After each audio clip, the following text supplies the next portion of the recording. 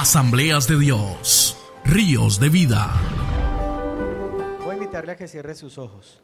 Padre, gracias por tu palabra, porque tu palabra es viva, eficaz, es poderosa.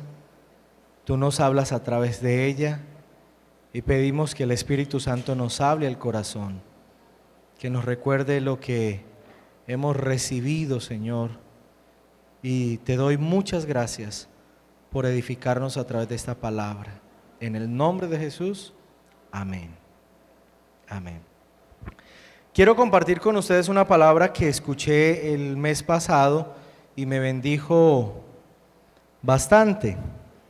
Estaba en Barranquilla dando Izún y esta palabra me ministró mucho al corazón y la tenía allí, y cuando me invitaron para predicar en el aniversario del pastor Leonardo, en mi corazón sentí que debía compartir esta palabra que escuché del hermano Jaime Mazurek y me bendijo mucho en Barranquilla. Entonces le pedí a él permiso para compartir esta palabra donde iba a estar y él me dijo que podía hacerlo. Entonces quiero invitarle a ustedes a que abran su Biblia conmigo en segunda carta a los Corintios, capítulo 6, versículo 3.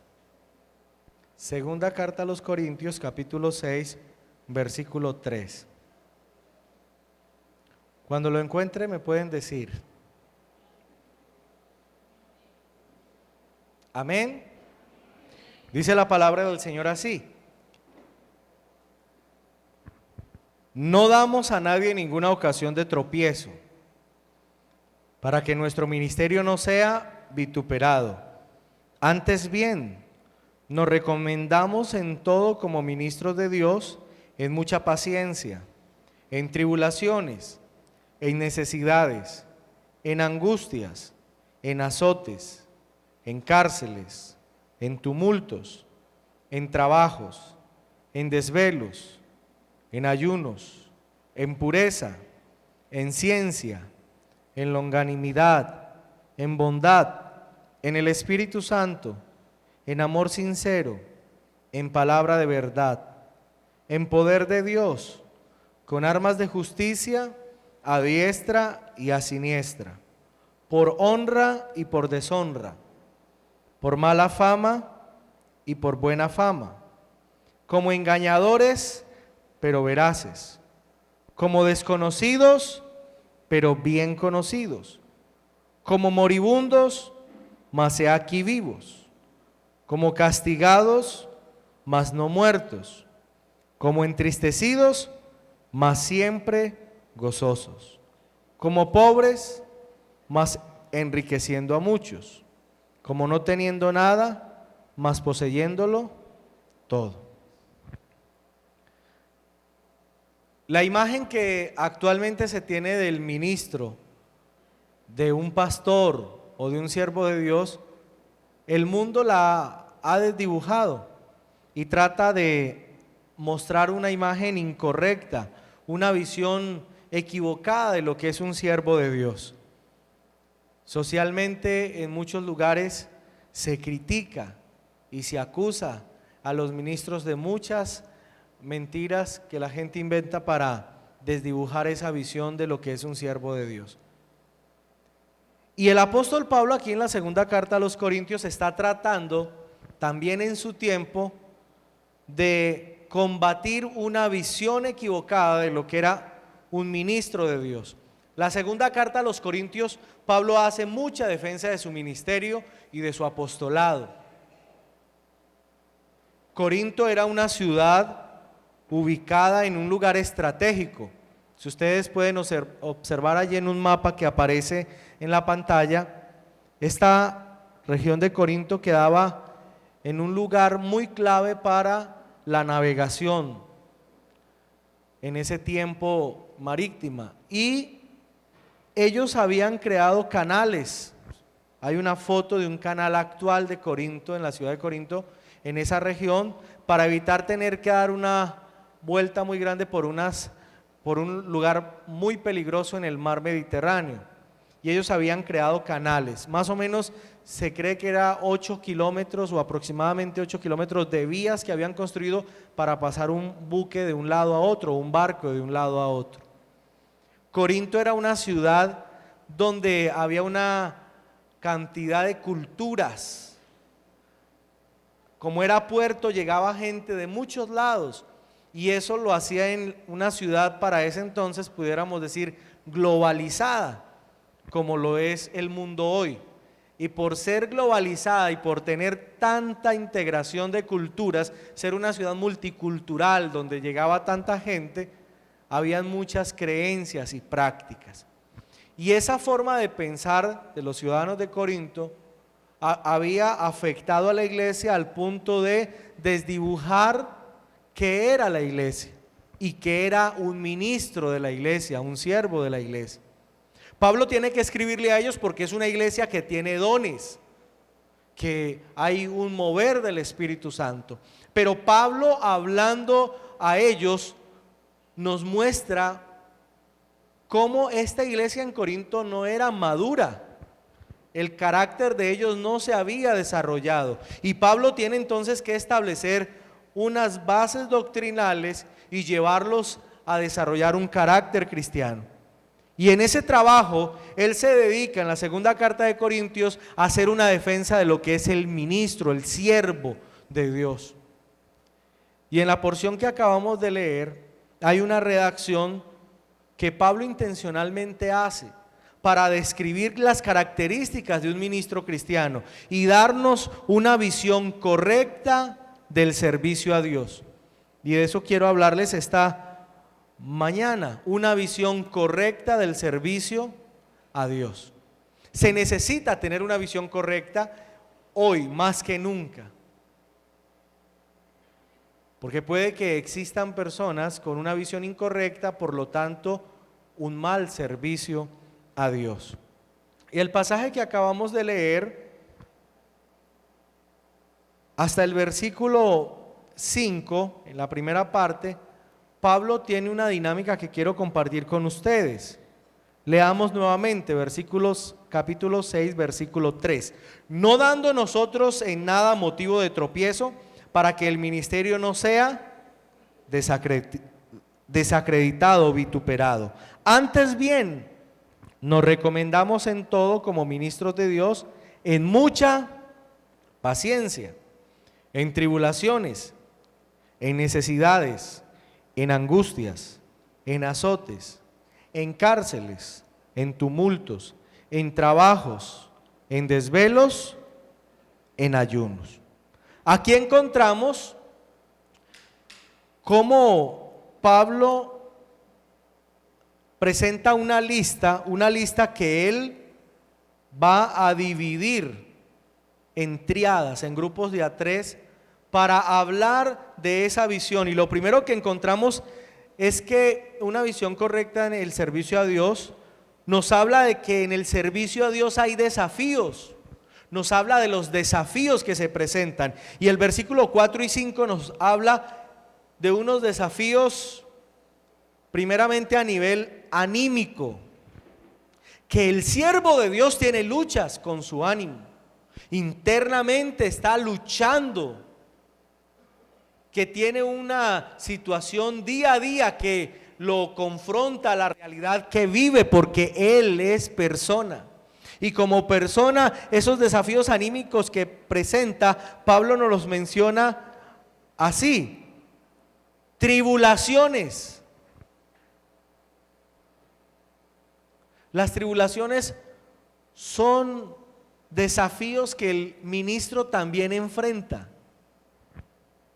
No solo el cristiano, cualquier siervo de Dios muchas veces se va a ver enfrentado a desafíos anímicos que afectan su vida, y estos son tribulaciones de diferentes maneras, vienen en diferentes formas. Pero si observamos, el versículo también nos habla de unas necesidades. Desafíos anímicos a través de necesidades. necesidades que enfrenta el siervo de Dios. Y Pablo quiere decirle a los corintios que el siervo de Dios también sufre, y que porque sufre o presenta desafíos a nivel de necesidades no está descalificado para el ministerio, porque en Corintio algunos tenían una idea equivocada de lo que era un servidor a Dios o un servidor de Dios. Y Pablo está enfrentando ese pensamiento y diciéndoles a ellos: miren, los siervos del Señor también tienen necesidades. Necesidades por las cuales debemos nosotros como creyentes orar y pedir al Señor por esas necesidades de los ministros. Necesidades con las que luchan internamente. Pero también Pablo, hablando de los desafíos anímicos, habla de angustias internas, angustias que desafían el ánimo, angustias por el ministerio, angustias por la iglesia o por las iglesias, angustias en la familia, angustias como padre, como esposo, como hijo, como hermano, como familiar, angustias. Y un ministerio de 30 años tiene muchas angustias encima, porque ha enfrentado desafíos y angustias. Pero el Señor es bueno. Hasta aquí nos ha ayudado y ha ayudado al pastor. Y nos ayudará a nosotros también en esos desafíos que no son solamente para un servidor, aunque Pablo lo está hablando a un servidor, también son angustias que vivimos. Hay otros desafíos en esta lista de 9 cosas. Estas 3 primeras hablan de desafíos anímicos, pero hay otros desafíos, y son los desafíos físicos. Y quiero que lean conmigo. Versículo 5. ¿Qué dice el versículo 5? En azotes, en cárceles, en tumultos.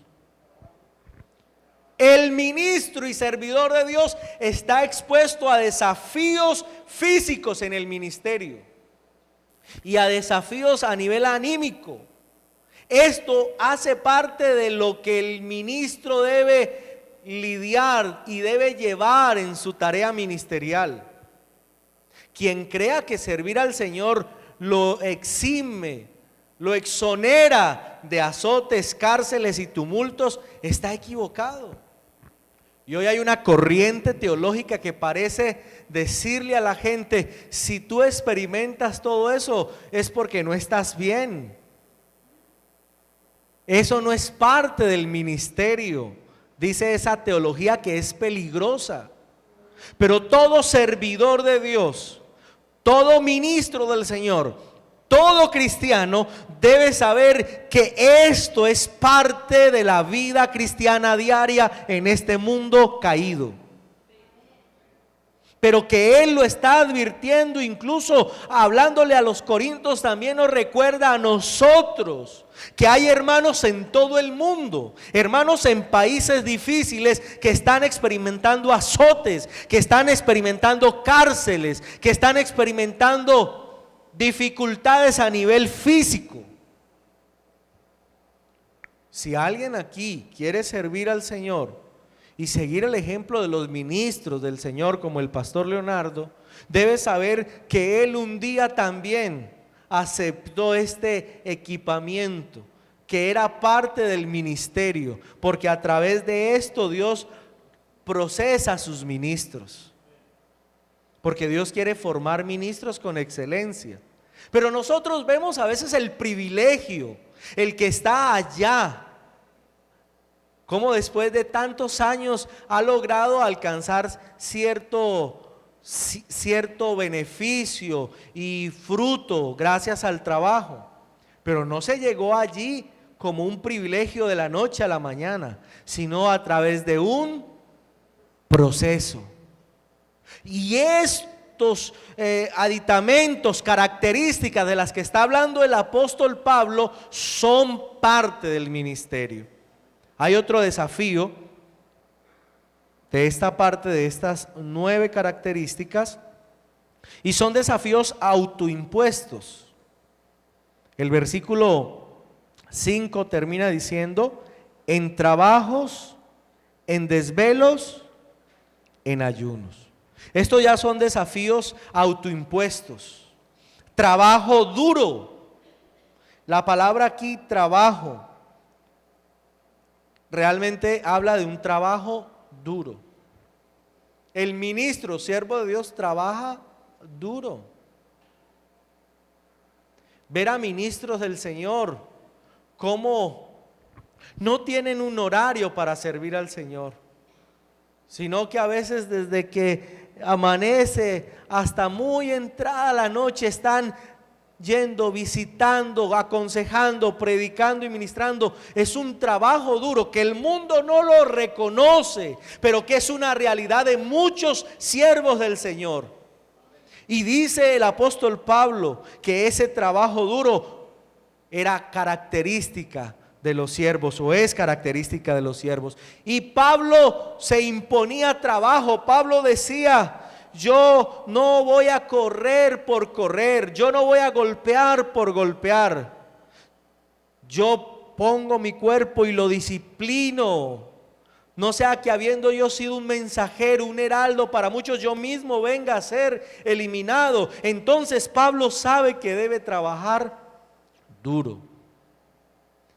De trabajos duros Pablo sabe, porque Pablo le dice a su discípulo, le dice: tú debes correr como un atleta bien la carrera, tú debes disciplinarte como un soldado y tú debes esperar como el labrador para ver el fruto.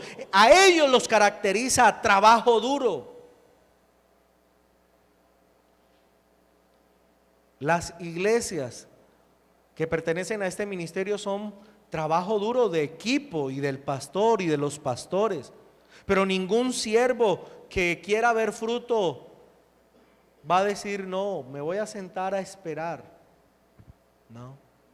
Pablo sabía la necesidad de trabajo duro, y por eso Pablo no había llegado a Roma y ya estaba escribiéndole a los romanos de su deseo de ir a España, porque él quiere trabajar para el Señor.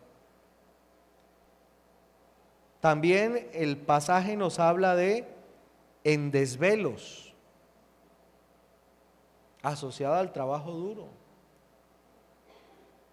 Los que hemos sido ministros sabemos que muchas veces muy tarde en la noche nos llama un hermano, una hermana angustiada: mire, ore, pastor, porque mi hijo acaba de tener un accidente.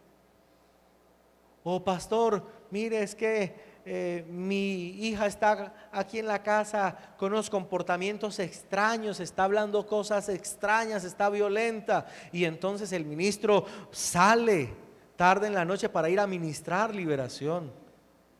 Esas son tareas del ministro, y Pablo reconoce que son parte del ministerio, ese trabajo duro, esos desvelos, e incluye ayunos.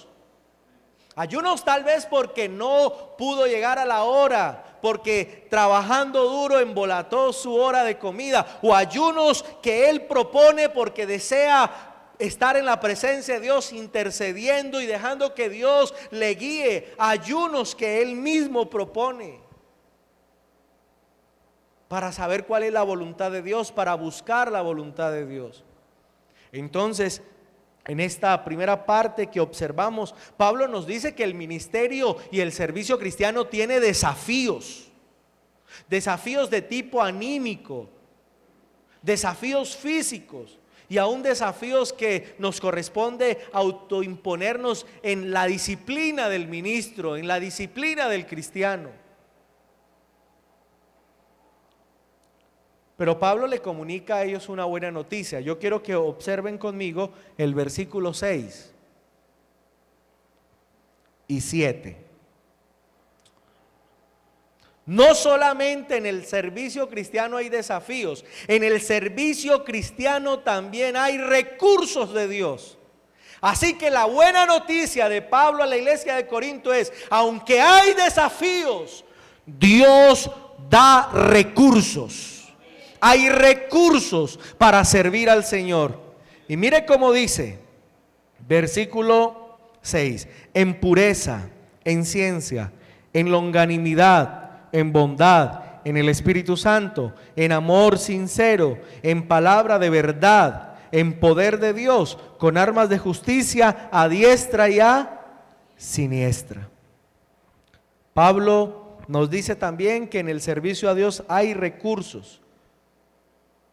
Y uno de ellos es la pureza.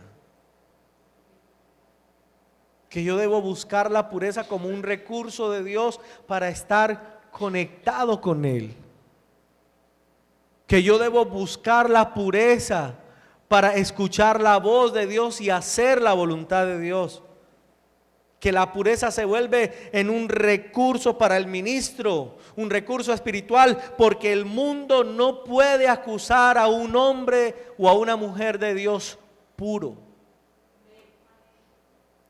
No podrá. También dice el apóstol Pablo, en conocimiento. Y esta palabra conocimiento tiene que ver con la ciencia de Dios. Es decir, el equipamiento sobrenatural que Dios le da a los ministros para hacer la tarea, para aconsejar, para ministrar, para saber qué decir. Es la ciencia, es el conocimiento no humano, sino el conocimiento que Dios da a sus hijos para hacer la tarea. Nosotros, como asambleas de Dios y como iglesia que cree en el mover del Espíritu, como iglesia pentecostal, creemos que no solamente es el conocimiento que aprendemos en el seminario. A nuestros ministros se les enseña que necesitan ser llenos del Espíritu Santo para tener un conocimiento del cielo que les permita hacer la tarea. Porque creemos como ministros del Señor que no es el conocimiento humano el que cambia nuestra sociedad. Como ministros del Señor creemos que es el conocimiento de Dios revelado al hombre a través de la iluminación que el Espíritu Santo hace a nosotros, que puede transformar vidas. Y por eso damos gracias a Dios, porque a usted y a mí que servimos a Dios, Dios nos ofrece darnos ciencia y conocimiento del cielo. Es un recurso para nosotros. También dice el apóstol Pablo en esta lista de recursos, él habla de la longanimidad, paciencia. Versículo 6 es longanimidad. Longanimidad es paciencia extrema. Es una super paciencia que humanamente no se puede obtener, pero que Dios está dispuesto a dárnosla. Esta mañana dije algo para los que son más o menos de mi edad para arriba, entienden la paciencia con esto que oíamos hace muchos años en la radio a las 5 de la tarde. Paciencia, mucha paciencia. ¿Cierto? Los jóvenes no entienden. Eso era lo que le decía a aquel amigo en Calimán. Sí, Calimán, era Calimán, por la radio daban a Calimán. Y era esa paciencia extrema, mucha paciencia que el ministro necesita. Longanimidad. También Pablo habla de bondad. Y es una de las características incluso que se le atribuye a Bernabé cuando dice que era varón bueno. Una característica, un recurso del ministro es su bondad, porque lo hace para el Señor, es bondadoso. Pero aquí Pablo también incluye uno muy importante, en el Espíritu Santo. 30 años de ministerio no es posible sin la presencia del Espíritu Santo. Y eso es un ejemplo y un modelo para todos, líderes de célula, padres espirituales. No es posible servir al Señor sin el recurso del Espíritu Santo. Usted ha oído a nuestro pastor Leonardo muchas veces decir: por el poder del Espíritu Santo lo logré. Yo tenía temor, pero el Espíritu Santo me llevó a orar por un enfermo y se sanó. Muchas veces lo hemos oído decir cosas como estas. Porque nosotros, los ministros de las Asambleas de Dios, reconocemos que nuestra tarea ministerial sin la presencia del Espíritu Santo en nosotros sería imposible. También dice amor sincero. Los jóvenes no entienden. Eso era lo que le decía aquel amigo en Calimán. Sí, Calimán, era Calimán, por la radio daban a Calimán. Y era esa paciencia extrema, mucha paciencia que el ministro necesita, longanimidad. También Pablo habla de bondad, y es una de las características incluso que se le atribuye a Bernabé cuando dice que era varón bueno. Una característica, un recurso del ministro es su bondad, porque lo hace para el Señor, es bondadoso. Pero aquí Pablo también incluye uno muy importante, en el Espíritu Santo. 30 años de ministerio no es posible sin la presencia del Espíritu Santo. Y eso es un ejemplo y un modelo para todos, líderes de célula, padres espirituales. No es posible servir al Señor sin el recurso del Espíritu Santo. Usted ha oído a nuestro pastor Leonardo muchas veces decir: por el poder del Espíritu Santo lo logré. Yo tenía temor, pero el Espíritu Santo me llevó a orar por un enfermo y se sanó. Muchas veces lo hemos oído decir cosas como estas. Porque nosotros, los ministros de las Asambleas de Dios, reconocemos que nuestra tarea ministerial sin la presencia del Espíritu Santo en nosotros sería imposible. También dice amor sincero. Es un recurso. El amor sincero a veces no es bien entendido, porque el amor sincero es un amor que no tiene remiendo, que dice la verdad con amor, pero la dice. Y es una de las características de los ministros. Pablo no le decía a los corintios cosas fuertes porque no los amara, era porque los amaba. Y un ministro tiene ese recurso de parte de Dios de decirnos las cosas que no nos gustan, pero que estamos haciendo mal, y se dicen por amor. Palabra de verdad. Palabra de verdad es otro recurso más. Y me gusta predicar acá porque lo he dicho muchas veces, la iglesia escucha palabra de verdad. Y es una iglesia donde se enseña palabra veraz y donde el pastor desea que la predicación sea bíblica, porque sabemos que la palabra de Dios es pertinente para nuestras realidades hoy. Poder de Dios y armas de justicia, cierra el apóstol Pablo diciendo esto: en palabra de verdad, en poder de Dios y por armas de justicia. Esos son recursos espirituales que Dios nos da y que usted puede indagar un poco más en su casa. Pero por cuestión de tiempo tendríamos que pasar mucho más aquí. Por cuestión de tiempo vamos a dejar hasta ahí en esta parte. Pero vamos a ver los últimos versículos. Versículo 8 en adelante.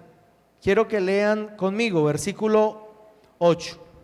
Por honra y por deshonra, por mala fama y por buena fama, como engañadores, pero veraces, como desconocidos, pero bien conocidos, como moribundos, mas he aquí vivimos, como castigados, mas no muertos, como entristecidos, mas siempre gozosos, como pobres, mas enriqueciendo a muchos, como no teniendo nada, mas poseyéndolo todo. Por último, en el servicio a Dios se contradice al mundo. Y ahí ustedes van a ver la lista en la pantalla. La visión del mundo y la visión de Dios. Y lo que hace Pablo a partir del versículo 8 es contrastar esas visiones. Y decirle a los hermanos en Corinto que la vida de un ministro nunca podrá estar unida a la visión del mundo. Que la vida de un ministro nunca podrá acomodarse a los lineamientos y a los sistemas de este mundo y de gobiernos humanos. Pablo lo vivió, lo vivieron los reformadores, lo vivieron los precursores de los avivamientos del Espíritu Santo en todo el mundo. Y hoy se vive que los siervos de Dios tienen una visión que no puede acomodarse a la visión del mundo. Porque creemos en un gobierno que es establecido por Dios. Porque creemos que Cristo vendrá para establecer un gobierno diferente. Y que por más promesas de hombres en la tierra, la única promesa que nos oirán predicar es la promesa y la locura del Evangelio de Jesucristo, que no está unida, acomodada, alienada al mundo. Por eso Pablo dice que la visión del mundo de un ministro es una deshonra, pero la visión de Dios es honra. Servir a Dios es una honra. Aunque la gente se burla, aunque la gente hace chistes feos, memes y videos en las redes sociales para desdibujar lo que es un servidor de Dios.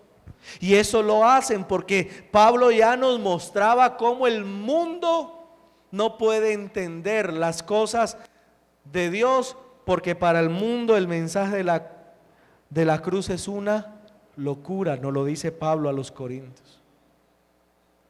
Para el mundo el ministro no merece más que mala fama. Pero la visión de Dios es: tienen buena fama delante de mí. Ahora, cuando uno ve contrastadas estas realidades de las que habla el apóstol Pablo a la iglesia de Corinto, uno encuentra que Pablo no está buscando el favor de los hombres, que Pablo no está esperando que los ministros sean reconocidos por el mundo. Pablo nos está diciendo: el único reconocimiento para un ministro genuino y real viene del cielo. Amén. Para el mundo somos engañadores. Para Dios somos veraces. Porque no nos acomodamos a las propuestas y a las agendas de ideologías que quieren cambiar la realidad de la palabra de Dios. Porque no nos acomodamos al engaño de una sociedad que quiere llamar a lo malo bueno y a lo bueno malo. No nos acomodamos porque la palabra de verdad está establecida y de acuerdo a ella vivimos y de acuerdo a ella predicamos. El siervo del Señor ha de hablar de acuerdo a la verdad de la palabra de Dios. No espere que su pastor, que nuestro pastor se pare para hablarnos de filosofías vanas y huecas sutilezas. No espere que su pastor se pare para decirle que usted usted necesita prosperar, porque si usted no tiene multitud de bienes y mucho dinero, su evangelio es pobre. No espere eso, pero espere que el ministro de Dios que está en este púlpito se parará, abrirá la escritura y dirá: así dice el Señor.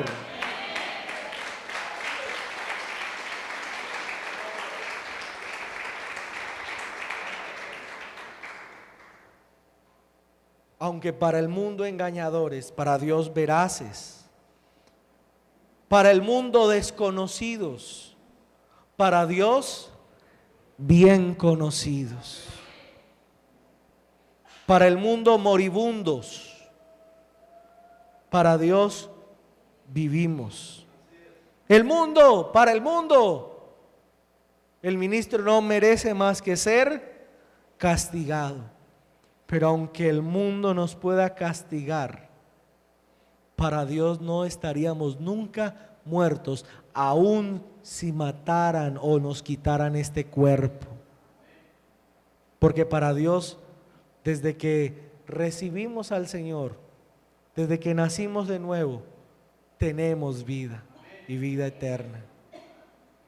Entristecidos, pero siempre gozosos. El mundo habla y entristece, pero Dios habla siempre gozosos.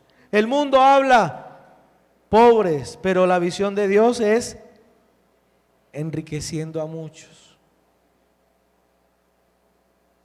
Un ministro bendice, un ministro ayuda, porque es el instrumento de Dios para bendecirle a usted a través de la palabra, para bendecirle a usted a través del consejo de Dios. Y por último, ante el mundo parece que no tenemos nada, pero sabemos que la visión de Dios nos dice: lo tenemos todo en Cristo Jesús.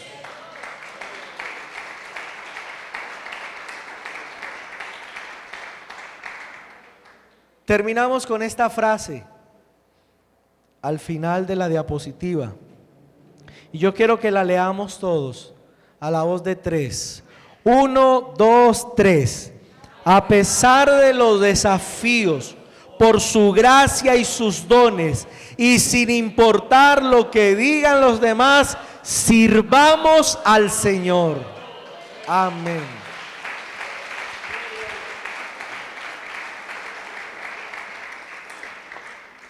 Queremos orar nuevamente por el pastor. Ya lo hicimos esta mañana, pero queremos que ustedes que no estuvieron en la primera reunión también puedan orar, ayudarnos a orar. Entonces voy a invitar a la junta para que oremos nuevamente por el pastor. Y oremos una vez más. Y usted que está allí, le invito a que se coloque de pie, extienda sus manos hacia acá y vamos a orar por el pastor.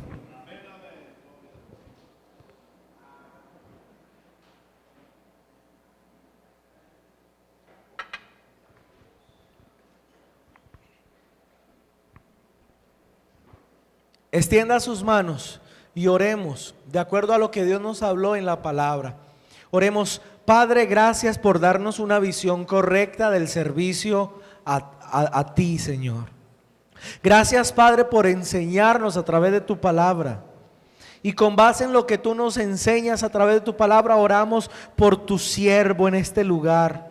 Porque tu palabra nos dice que hay desafíos. Y Señor, sabemos que hay desafíos, pero creemos que tú le vas a ayudar a tu siervo a enfrentar cada desafío como parte del proceso, como le has ayudado durante estos 30 años y los desafíos que vienen en los próximos años. Señor, tú le ayudarás con esos desafíos anímicos, con esos desafíos físicos.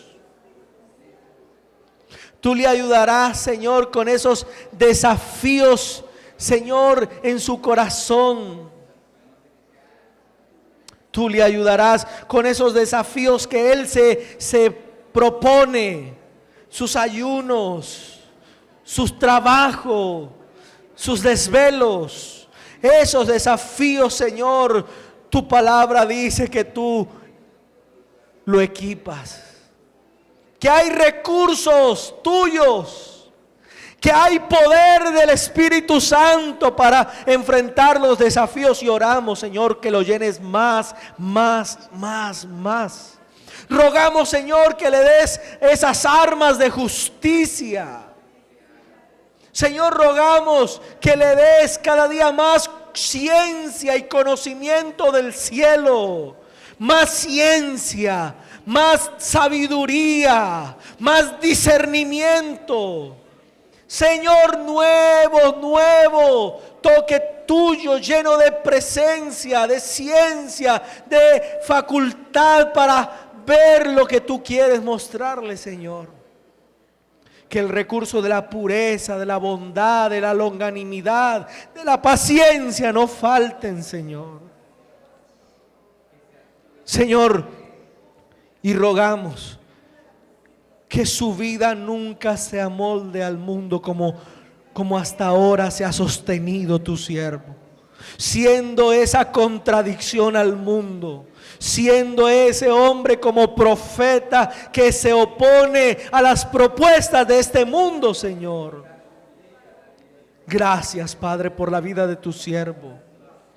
Gracias por la vida de tu siervo, gracias. Gracias, Señor, por ayudarlo, por sostenerlo. Muchas gracias, Padre.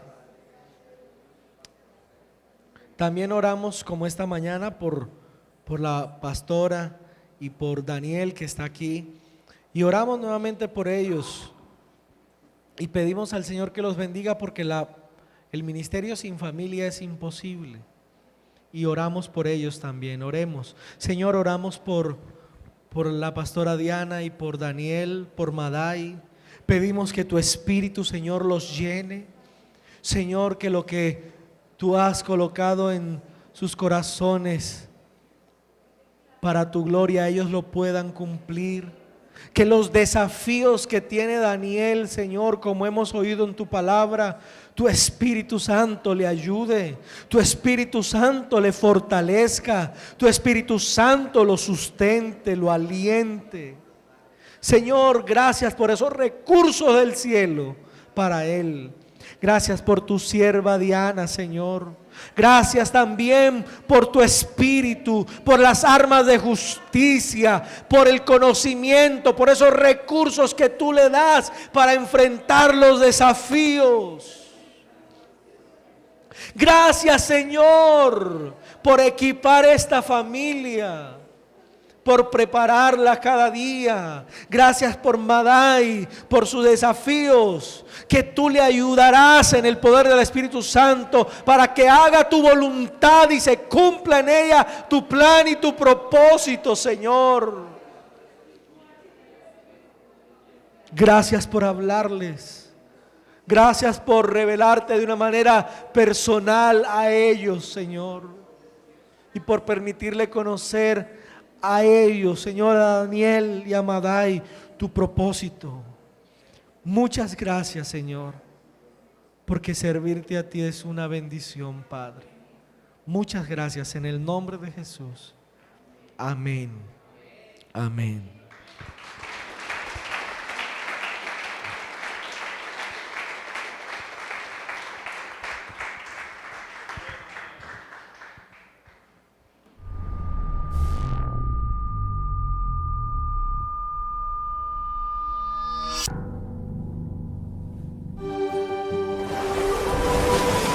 Asambleas de Dios, Ríos de Vida.